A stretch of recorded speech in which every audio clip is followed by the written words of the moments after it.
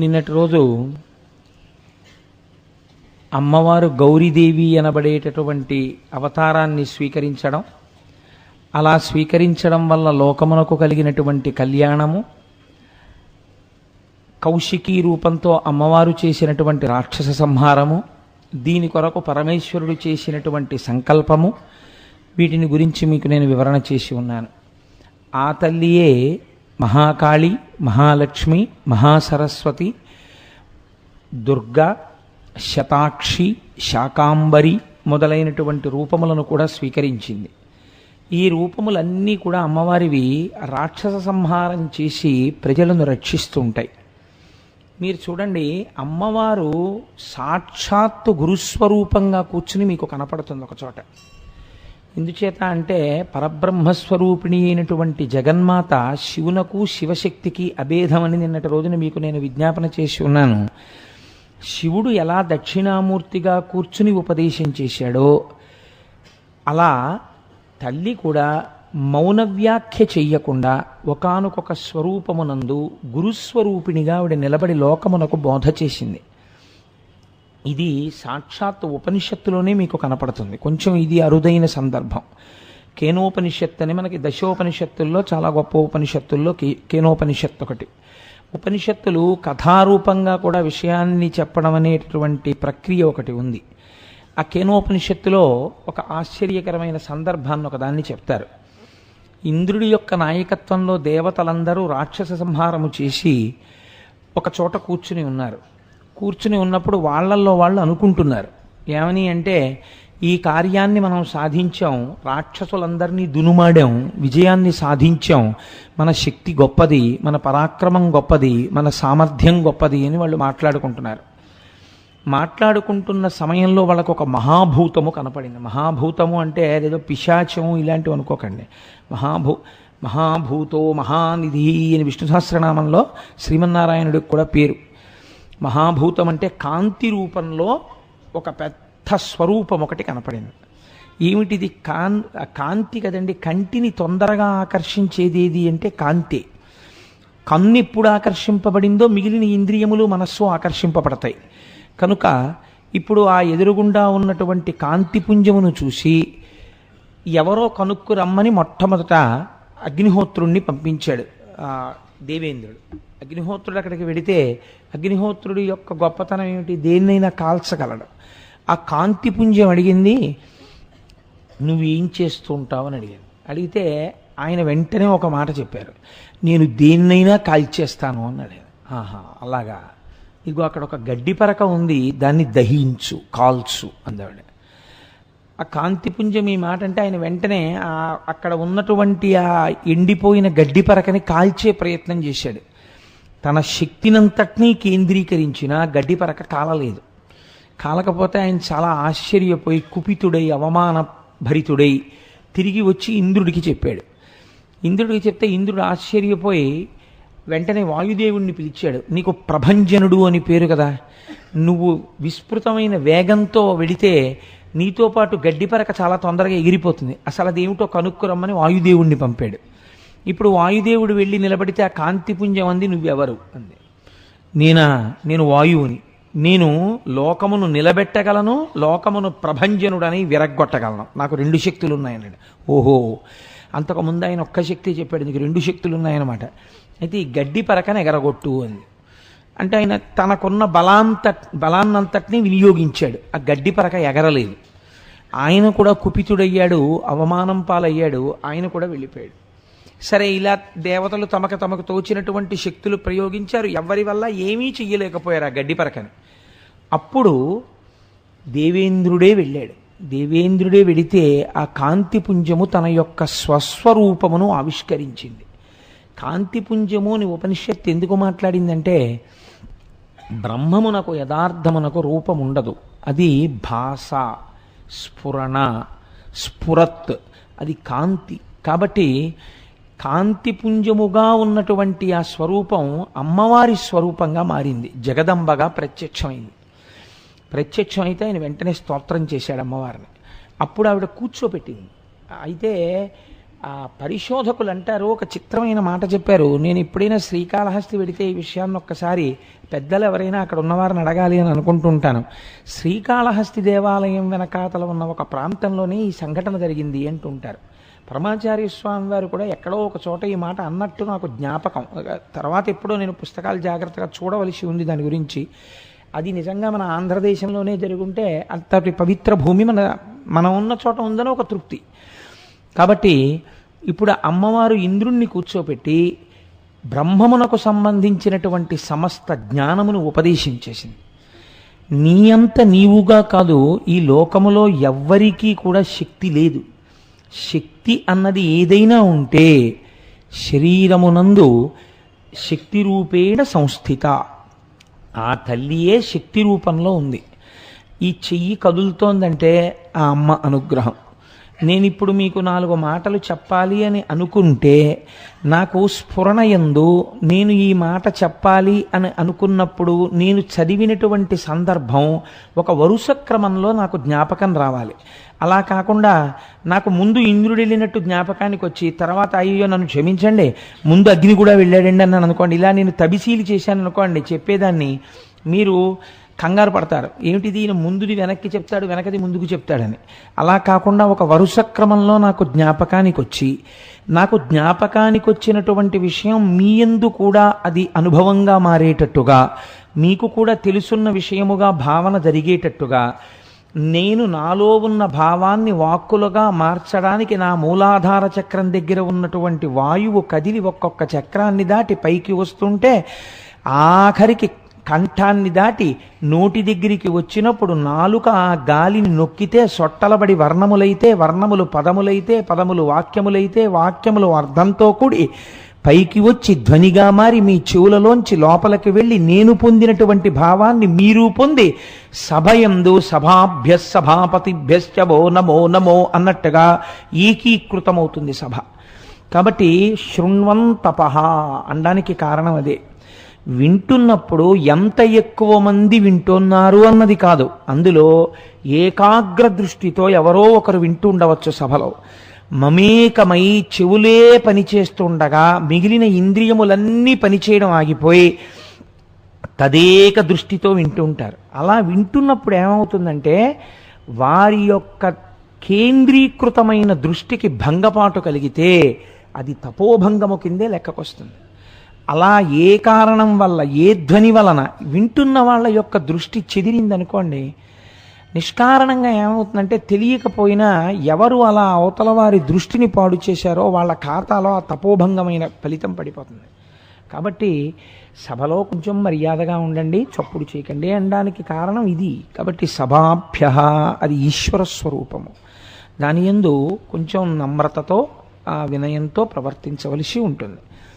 కనుక చూడండి, ఇప్పుడు నేను చెయ్యి కదిలితే అమ్మవారి అనుగ్రహం, నేను 4 మాటలు పలికితే అమ్మవారి అనుగ్రహం, మీరు వింటే అమ్మవారి అనుగ్రహం, మీకు లోపలికి చేరితే అమ్మవారి అనుగ్రహం, మనసు పట్టుకుంటే అమ్మవారి అనుగ్రహం, అది మళ్ళీ తిరిగి జ్ఞాపకానికి వచ్చి మీరు దీన్ని ఆచరణలో పెట్టగలిగితే అమ్మవారి అనుగ్రహం. మీరు చూడండి, లోకమునందు ఒక పోకడ ఉంటుంది. తెలుసుకోవడం వేరు, తెలియకపోవడం వేరు. మీరు చాలా జాగ్రత్తగా గమనించవలసి ఉంటుంది. ఉద్ధరణ దేని వలన కలుగుతుందంటే తెలుసుకోవడము వలన కలగదు. మీరు బాగా జ్ఞాపకం పెట్టుకోండి, మీకు పూర్వం ఏదో ఒక విషయం తెలియదు, మీరు ఇప్పుడు తెలుసుకున్నారు కొత్తగా. ఆ విషయాన్ని మీరు ఆచరణలో పెట్టారు. మీరు పూర్వం ఎలా ప్రవర్తిస్తారో అలాగే ప్రవర్తిస్తారు. ఇది ఎందుకు విన్నారు అంటే మీరు విన్నారంతే దాన్ని. ఇప్పుడు అది ఏమైంది అంటే మీకు తెలియబడినది, ఇలా ఉండాలి అని మీకు తెలుసు, కానీ మీరు అలా ఉండరు. అలా ఉండకపోవడాన్ని శాస్త్రం ఏమని పిలిచిందో తెలుసా అండి? శ్రద్ధాహీనత్వము చేత రాక్షస ప్రవృత్తి ఉన్నవాడు అని పిలిచింది. ఇదే రావణ ప్రవృత్తి. అన్నీ తెలుసు, కానీ తెలుసుకున్న ఏది ఆచరణలోకి రాదు. అలా ఆచరణలో పెట్టకుండా ఉండడం రాక్షస ప్రవృత్తి. చిత్తవృత్తి రూపంలో రాక్షసుడు లోపల కూర్చుని తెలుసుకున్న దాన్ని ఆచరణలో పెట్టనివ్వడు. అందుకని తెలుసుకోవడం ప్రధానమా, తెలుసుకున్నది ఆచరణలో పెట్టడం ప్రధానమా? తెలుసుకున్నానండి వల్ల ఉపయోగం ఏమి ఉండదు. తెలుసుకున్నది ఎంతవరకు ఆచరణలో పెడుతున్నారో కొన్ని కొన్ని విషయాలు ముఖాలు చూస్తేనే తెలుస్తాయి కదండి. కాబట్టి ఆచరణ లేని తెలుసుకోవడం రాక్షసత్వమును మాత్రమే ప్రకాశింపచేస్తుంది. కాబట్టి తెలుసుకున్నది ఆచరణలోకి రావాలి. కాబట్టి ఇప్పుడు ఆచరణలోకి రావాలంటే ఏమవ్వాలి? మీ మనస్సు అంగీకరించి ఇది మంచి కాబట్టి దీన్ని నువ్వు పాటించు అన్న విషయంలో మీ మనస్సు మీకు లొంగగలిగి ఉండాలి. ఇలా లొంగడం ఒక శక్తి. మీకు లొంగకపోతే కదండి మీలో మార్పు రాదు. లొంగిందనుకోండి మార్పు వచ్చేస్తుంది. కాబట్టి ఈ మార్పు రావడం ప్రధానమైన ఉద్దేశ్యము శాస్త్రమునందు. అలా రాలేదనుకోండి అర్థం ఏమిటో తెలుసా అండి? ఇంకా అమ్మవారు తన మాయనే వారి మీద ప్రసరింపచేస్తున్నది అని గుర్తు. అంటే పూర్ణ భక్తిత్వం ఏర్పడలేదన్నమాట. అందుకే ఆ మాయ తొలగలేదు, ఇంకా మాయ యందు కొట్టుమిట్టాడుతున్నాడు. కనుక మీరిప్పుడు చూడండి, లోకములో తెలుసుకోవాలన్న కుతూహలం దగ్గర నుంచి తెలుసుకున్నది ఆచరణలోకి రావడం వరకు, మనస్సు ముఖం అవడం వరకు అన్నీ అమ్మవారి అనుగ్రహముగానే ఉంటాయి. అందుకే జగదంబ అనుగ్రహం లేకుండా, అమ్మవారి యొక్క అనుగ్రహము లేకుండా శివాభిముఖుడు కావడము, ఈశ్వరాభిముఖుడు కావడము జరగదు. శాస్త్రం తేటతెల్లం చేసింది. దీన్నే పోతన గారు గొప్ప శ్రీ విద్యోపాసకుడు అండి. ఆయనకి శ్రీ విద్యలో తెలియని రహస్యాలు లేవు. అందుకే యాదేవి సర్వభూతేషు శక్తి రూపేణ సంస్థిత అనేటటువంటి వాక్యాలను ఆయన ఎంత గొప్ప కందపద్యం కింద మార్చేశారో తెలుసా అండి? బలయుతులకు దుర్బలులకు బలమెవ్వడు, నీకు నాకు బ్రహ్మాదులకు బలమెవ్వడు, ప్రాణులకును బలమెవ్వండట్టి విభుడు బలమసురేంద్ర అన్నారు. ఆయన పుంస్వరూపం మీద పెట్టారు. అది దాని స్వరూపం పుంస్వరూపమా స్త్రీ స్వరూపమా పక్కన పెట్టేసేయండి. స్త్రీ పురుష నపుంసకమూర్తియును కాక తిరియ కమర నరాది మూర్తియును కాక కర్మ గుణభేద సరసత్ప్రకాశికాక వెనుక నన్నియుతానగు విభుతలంతో. కాబట్టి ఇది అమ్మవారి అనుగ్రహము అని పిలుస్తారు. ఇది ఇంద్రుడికి మాత్రమే బోధ చేయబడింది అంటే కేనోపనిషత్తులో వచ్చినటువంటి విషయంగా కానీ, శివమహాపురాణంలో వచ్చినటువంటి విషయంగా కానీ మీకు ఏమీ ఉపయోగం ఉండదు. బాగా జ్ఞాపకం పెట్టుకోండి. ఎందుకో తెలుసా? మీరు ఎప్పుడూ గుర్తుపెట్టుకోవలసింది ఏమిటంటే, మీరు ఏదైనా వ్యవహారమును చేస్తే మీ లోపల ఒక భావన ఉండాలి. మీరు 10 మాటలు పైకి చెప్పక్కర్లేదు, ఒక భావన మీకు ఉండాలి. ఏమిటో తెలుసా అండి ఆ భావన? ఇది అమ్మవారి అనుగ్రహం చేత నేను చెయ్యగలుగుతున్నాను. నేను మీకు ఒక తేలిక ఉదాహరణ చెప్తాను, మీరు పట్టుకుంటారు. ఆఫీస్కి ఒక టాప్ బాస్ ఉంటాడు. ప్రతి ఆఫీస్కి ఒక పెద్ద అధికారి. ఆ అధికారి ఒక 2000 మంది ఉద్యోగుల్లో ఒక ఉద్యోగిని నమ్మాడు. ఆ ఉద్యోగిని నమ్మి ఆయన ఏం చేస్తుంటాడంటే ప్రతి విషయానికి ఈయన మీద ఆధారపడతాడు. ఇప్పుడు అసలు ఈయన హాయిగా 10ంటికి ఆఫీస్కి వెళ్ళచ్చు, 5:30 అయ్యేటప్పటికీ తిరిగి వచ్చేయచ్చు. కానీ ఈయన పరిస్థితి ఏమిటంటే అందరికన్నా ముందు తెల్లవారుజామున 5 గంటలకే ఈయన బయలుదేరిపోతుంటాడు. ఎందుకంటే ఆయన ఫోన్ చేస్తారు. ఫోన్ చేసి, అబ్బాయి నువ్వు ఫలానా చోటుకి వెళ్ళి ఇవాళ ఒక్కసారి అక్కడ విషయం కనుక్కొని 10 అయ్యేటప్పటికి ఆఫీస్కి వచ్చి నాకు చెప్పాలంటారు. ఈయన అక్కడికి వెళ్ళారనుకోండి, అక్కడ వాళ్ళందరూ భయపడతారు. ఎందుకంటే ఈయన అధికారి కాడు, ఈయనకేం చర్య తీసుకునే అధికారం లేదు. కానీ ఈయన చూసి ఏది చెప్తున్నాడో దాన్ని బట్టే ఆ పై అధికారి యొక్క అనుగ్రహము కానీ ఆగ్రహము కానీ ఉంటాయి. కాబట్టి ఇప్పుడు ఆయనకి ఏమిటి ఉత్సాహం? ఈయనకి కొత్తగా జీతం ఏం పెరగదు. తెల్లవారుదామున 5 గంటల నుంచి రాత్రి 11 వరకు ఆఫీసులో ఉంటాడు. ఎందుకుంటాడు? ఒక్కటే కారణం, పై అధికారి యొక్క మన్నన నేను చూరగొన్నాను. పరమాచార్య స్వామి ఇదే చెప్పేవారు. మీరు పరమేశ్వరుణ్ణి ఒక్క అరగంట సేపు పూజ చేసుకుంటే నీ చేశాననకూడదు. పై అధికారి యొక్క మన్నన పొందాను నేను, ఇవాళ తెల్లవారికట్టే వెళ్ళి అక్కడ కనుక్కొచ్చి ఆయనకి చెప్పడం వల్ల ఎంత మంచి పని చేసావా, నువ్వు కరెక్ట్గా చెప్పావు, నీ వల్ల నేను రైట్ యాక్షన్ తీసుకోగలిగాను, లేకపోతే నాకు అదుపు తప్పు ఉండేది డిస్ట్రిక్ట్ అని పై ఆఫీసర్ అంటే it's a pat on his shoulder, పొంగిపోతాడంతే ఆయన. అలా మీరేమనుకోవాలంటే ఒక పూజ చేస్తే ఇది అమ్మవారి అనుగ్రహం. నాతో నా తల్లి ఇవాళ 1 గంట పూజ చేయించింది. ఎందరో 1 గంట పూజ చేయలేకపోయిన వాళ్ళు ఉన్నారు. నా అదృష్టం, నా తల్లి నాతో పూజ చేయిస్తోంది. నా తల్లి నాతో సమంత్రకమైన విభూతి ధారణ చేయిస్తోంది. నా తల్లి నాతో సంధ్యావందనం చేయిస్తోంది. నా తల్లి నాతో దేవాలయానికి దర్శనం చేయిస్తోంది. నా తల్లి నా చేత ఎన్నో విషయాలు చెప్పించింది.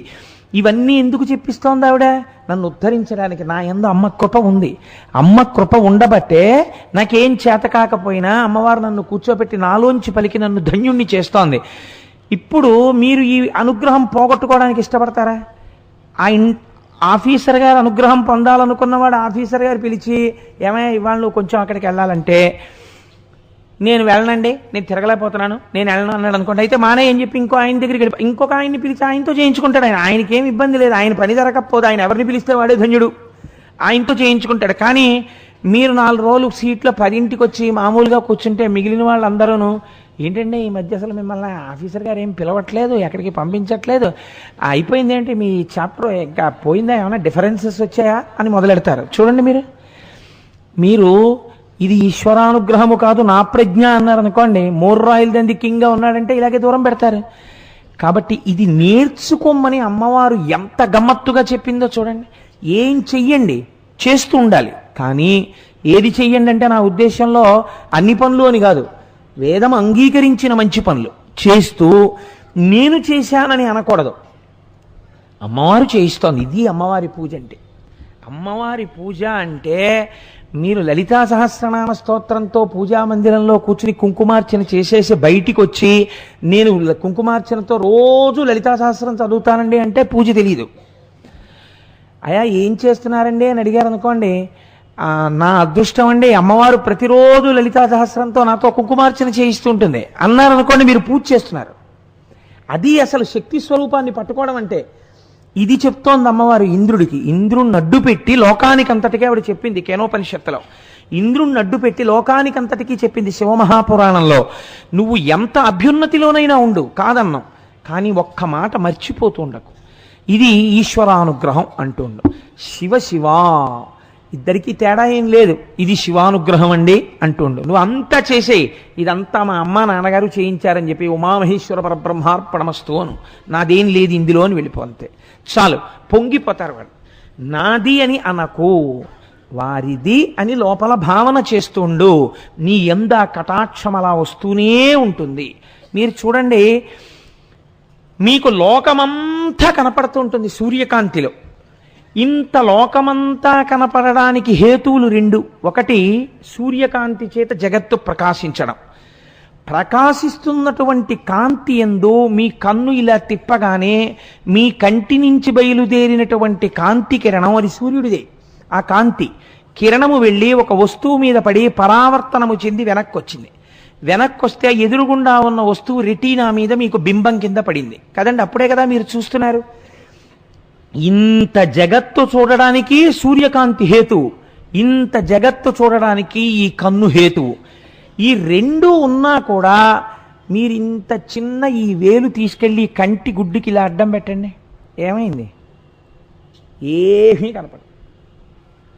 ఇంత సూర్యరశ్మి, ఈశ్వరుడు మీకు ఇచ్చిన కన్ను, మీకు లోకం చూడ్డానికి ఇప్పుడు ఉపయోగపడతాయా? ఉపయోగపడవు. అంత సూర్యకాంతిని, ఇంత జగత్తుని, ఇంత ఆరోగ్యవంతమైన కంటిని ఎంత చిన్నది అడ్డుతోంది? ఈ వేలు ఇలా అడ్డం పెట్టాను అంతే, ఈ కన్ను కనపడదు.